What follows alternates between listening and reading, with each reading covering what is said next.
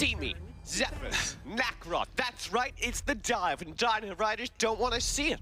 Dino Riders, by the way, they're so good with their bans this week. You do not want to miss any of these. They missed a lot of bans. It's a learning lesson for everybody. You got to hit the lock-in button. The Dino Riders. The CLZ. Hello, Johnny 5. That's not going to be a flash for you. It's going to go into the hands of CLZ. We were talking about the quick pick ban. That stops Minority dead in their tracks. They got to have a think about this. They'll bring out the Quillen, though. Daniel's favorite, perhaps an answer to the dive comp that Dino Riders are threatening. And at the last second, a Marja does come through in the side lane for Minority. They are thrown off by this. They were not expecting CLZ to play Flash because they were expecting him to play very backline heroes, and then they just said, okay, Marja's good, I guess we'll go with that. That's let through a Lindis, which actually might be terrifying for them because we know how good Hawaii is on the Lindis. You follow that up as well with an Omen. I think that was a preemptive strike by Minority, though, because they went with the Quillen. They expected Hawaii to be on that, and so they go with that in order to counter that out. We got January Superman, though. Yeah, January Superman. Again, these are pre-counters. We have the Quillen before the Lindis is picked, and then we have the Omen before the Superman is picked. This leaves Dino Riders with a few options. They'll choose to lock in Lumber and Baldom. Surely not. Zenial makes a little bit more sense in the sideline. Still 10 seconds left remaining, so they have an opportunity to do some quick swaps, but this would make a complete sense of respect for them, considering the fact that you do still have the front line, you still have the team fighting potential that it creates, but it doesn't matter. Baldom goes over to Ryoma. I like this pick a lot better. Zenial gets locked in. Tulin now for J5 in the mid lane, and gentlemen, we've got a baller on our hands. So Zenial's the support. Yeah, we've got to support Zenial. That's pretty exciting in and of itself. And this will be an Aurum versus Zenial support match, which is also pretty exciting. And then the mid matchup we were talking about will be Tulin versus Flash, in which I guess I favor Tulin, but it's a soft counter. Yeah, they're pretty close there in that regard. I would favor, however, J5 because CLZ typically plays those backline heroes. I don't know how experienced he could be. I suppose he could be pretty good at it because Flash is he provides that poke. He has to physically get in there, but it is poke. I also think it also revolves around which of these players rotate better. Both Flash as well as Tulin have quick rotating abilities considering the pure mobility in their kit. That going in line with the Lindis for the Flash as well as a Quillen for the Tulin could show some snowball opportunities on the side lanes, but the same could be said for Superman on January. This is going to be a big one because we didn't highlight it, but he definitely is on one of his most proficient heroes. This is different from the normal Air Fortress comp we've been hyping up with the double marksman in the backlines. Minority are instead relying on the Superman to create an opportunity for the Quillen to do damage.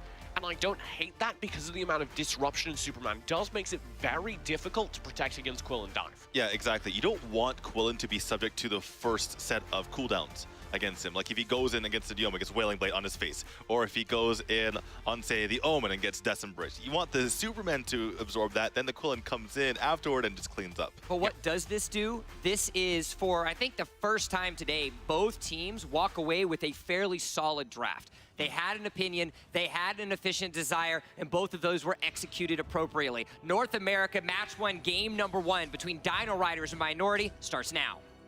What happens if you get everything you want? Well, I think everybody suffers. Maybe, or maybe everyone is happy. One of the two. This is Arena Valor. Everyone's always crushing someone's dreams. Well, January did a decent job pulling out the Might Golem up top to make sure that it was leashed. It slowed down Hawaii a little bit, but not all that much. He did suffer a lot of his health to do so.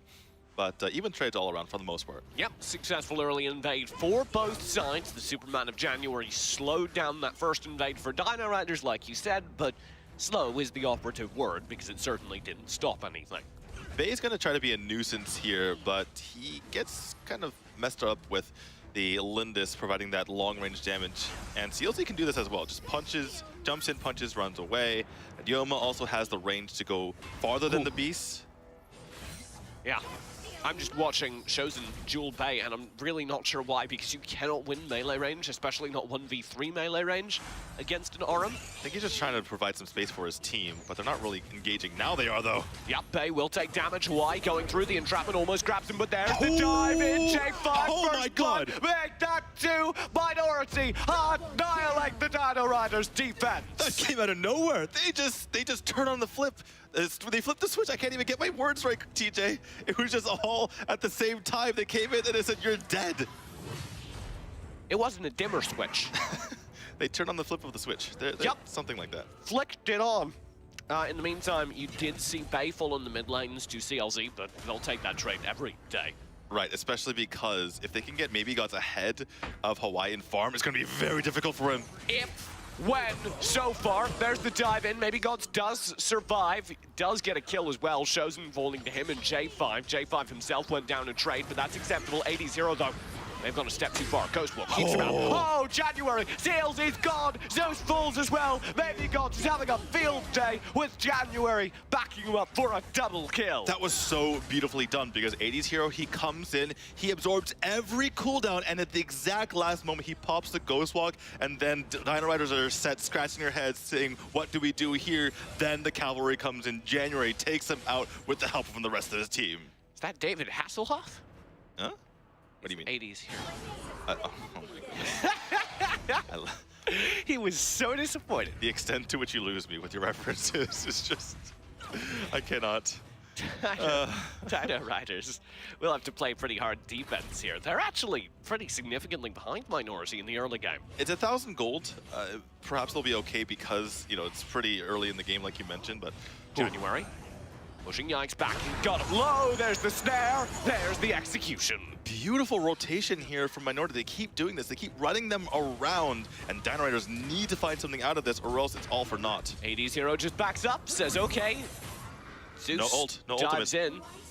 in. 80's hero does have the Ghost Walk still up. He'll be able to hold to safety. This tower itself may fall, there's Hawaii on hand. Bay tries to rotate in time. Stunned up, slowed down, uncaged through. It's not enough. However, if he lands a key snare, an execution can come through. He's got a whole team behind him. The flicker, the snare will not land. Hawaii gets free. J5 does have the Thunderbird, but not the kill. Shozen will survive for a moment longer, and it's enough. Zeus and Shozen fall. Hawaii survives. They rotated from the entire side, the top side of the map, all the way to the bottom there, did Minority, and they just did an excellent job continuing to push around Dino Riders. They are on point this game. January's actually harassing Yikes as they try and go for a tower trade. They don't quite have the power of a Lindist tower kill, but they will get it very, very low. Actually, Death Embrace, this gets dangerous. Ghostwalker's already spent. 80's hero's gone, surely. Thunderbird will tag Yikes low, though. That was a good effort by them to try to salvage a kill off of that. I was about to say 80's hero was doing a good job. He didn't even go back to base that entire time from when he was extremely low. Maybe should have. Yeah, but that is the power of the Marja, though. You can stay in lane, just heal back up to full with your good old abilities. And auto attacks, actually. Those heal too. Maybe Gods, in the meantime, is focusing on grabbing some of his minions. Bay does get CLZ chained down, but J5 and maybe Gods don't really want to get in on him. I like that. I like the restraint. Maybe Gods cannot die here. He needs to continue to farm. If he can get high enough in his gold, he can really start to take these fights very, very easily and just take out Hawaii with impunity. But if he dies early, then that really starts to snowball against them. Yeah. And the second that snowball starts rolling, they are in pretty big trouble. Well, speaking of snowball, TJ, Bay, look at the speed, the Hermes Select and the Ring of the Fiend. He's already reaching max capacity. He was having some trouble catching up earlier. No longer. I got all that I need here. He even has Flicker. Yup. He can teleport and sprint at you at the same time. I'm a little bit scared right now. Zoom. Absolutely. By the way, if you guys don't play much Marja, this is a very, very standard build. You go straight into Flashy Boots, into the Bear's Agony. You already have 25% CDR. You get those Ghost Walk up. Hawaii's got out. Snare through. Do they have the kill? January's through. Yes, they do. That's a massive pickup. CLZ onto Bay may result in a trade. No. But they don't even want to take it. And down bottom, Zeus actually falls. That's the split push successful. Another tower from the Dino Riders over to Minority. This is how you use your lead. You fight 2v3. Even if you don't get a kill, at least you're occupying them, and then you get kills on the opposite side of the map, TJ. This is how you push your lead. This is how you snowball the game. This is actually a really solid performance from Minority. Absolutely. You see this from them very often. When they go against a team that they respect, then they really bring out all the stops. Unfortunately, last time we saw them, they really didn't prepare for Yugen Dynasty, but now they're showing what they're made of. we were talking pre-game and you said by the time we hit the 8-minute mark, you thought Minority would be ready to pick up a Dark Slayer. They're hovering nearby. Perhaps. I was talking about, this was before the broadcast even started. I was talking about Pride Stark against, just for fun. Are you seeing flickers of Pride Stark in this Minority performance? A little bit. It's very nice. Although we've seen this from January before. We've seen 80's Hero play an excellent Marja. We've seen glimpses of all these players here, but to see it in action, working very, very well for them. It is looking very, very clean right now, and that's a good sign for Minority, a team that has struggled somewhat with their consistency, but definitely always looked aspirational in a good way. Well, we need to keep an eye on these towers. Shows it, snared out, executed, beautifully done. When you snare an opponent, they face one direction, TJ, and then you tack in the other with the Quillen, and they will die. Quillen can't quite get the tower. That's what 80's Hero should have been for, but it's still there. January, you got it. Nice. That's actually a big deal. Not that tower per se, but the fact that they're able to take towers, because if you look at their side, they don't have any marksmen. No. They have tools in their team to fight like a marksman in these team fights. You know, you have the poke from Tulin, you have the poke from Marja, you have Superman make things crazy, you have the Quillen, but they don't have the actual tower-taking capabilities. So they need to really push this advantage, or else there could be a major comeback in the works for Dino Raiders. They've seen Death's Embrace, so J5 in January wanted to take a peek at Yikes. They still do. Bay, that's the snare, that's the kill. Surely Angelic Splendor is there, that stalls things up though. Shosen will arrive, CLZ, that's a good Cyclone, but he can't land any of the hits. Now Dino Riders must flee, look at the low HP on 80's Hero. Shosen commits to the fight, pushed back by January. He'll be scooped back in again, and again, and again. Finally slain, beautifully done by Minority. And this is all done between two towers, which makes it all the more impressive. January working in small confines, be able to make Superman work to perfection. Yikes will flicker forward, land the Death's Embrace onto J5, who's desperately trying to stay alive within it. He does do exactly that. Teleporting back and forth, and now Zeus goes in. Flicker, Wailing Blade. It does not matter. A double kill to J5. Thunderbird, you are kidding me. A triple kill. That is the epitome of team play, TJ. He started the Thunderbird when he wasn't even low in health, knowing that his team would provide the damage. Thunderbird again, this time not needed as January picks up. Nice. January picks up the kill onto CLZ. This now gets rough. This should be game number 1 to Minority. It's only Shosen and Yikes to hold, and Shosen seems to have accepted defeat.